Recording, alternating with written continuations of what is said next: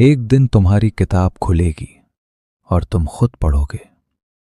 आज तुम जो कर रहे हो, क्या तुम ये सब अल्लाह के सामने बयान कर सकते हो? हम सब जिंदगी में बहुत सी चीजें करते हैं, कुछ बातें कहते हैं जो नहीं कहनी चाहिए थीं।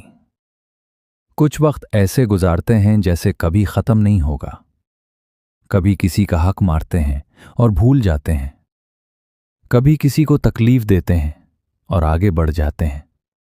हम सोचते हैं वो तो हो गया, अब आगे बढ़ो। लेकिन एक बात है जो तुम शायद भूल गए हो।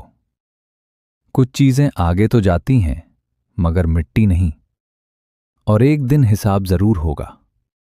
अल्लाह ताला ने कुरान पाक में फरमाया, सूरतुल इसरा आयत 13 और 14, हमने हर इंसान का नामा आमाल उसकी गर्दन से बांध दिया है, और क़यामत के दिन हम उसके लिए एक किताब निकालेंगे, खुली हुई। पढ़ अपना नामा आमाल, आज तो खुद अपने हिसाब के लिए काफ़ी है। ये सिर्फ एक आयत नहीं, ये वो लम्हा है जब कोई कुछ भी छुपा नहीं सकता। सोचो, इस किताब में क्या क्या होगा।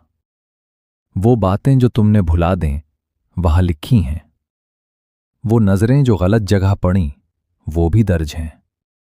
वो लम्हा जब कोई मदद मांग रहा था और तुमने मुंह फेर लिया, वो भी।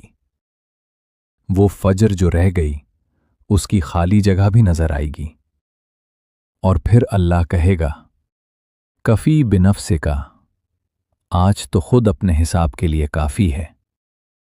कोई गवाह नहीं चाहिए, कोई वकील नहीं बुलाया जाएगा, कोई बहाना नहीं चलेगा। सिर्फ तुम और वो किताब जो तुमने खुद लिखी। यहां एक लम्हे के लिए रुको और सोचो, अगर आज वो किताब तुम्हारे हाथ में दी जाए तो क्या तुम उसे पढ़ने की हिम्मत रखते हो? लेकिन असल बात यह है, अल्लाह ने ये आयत सिर्फ डराने के लिए नहीं उतारी।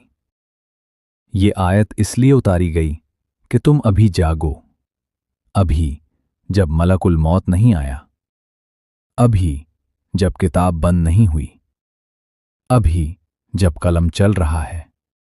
तुम अभी भी अपने अगले सफ़े लिख सकते हो। एक सच्ची तौबा, एक नेक कदम, एक माफ़ी मांगना, ये सब इस किताब में जाता है। तुम्हारे हाथ में है कि अगले सफ़े कैसे हों।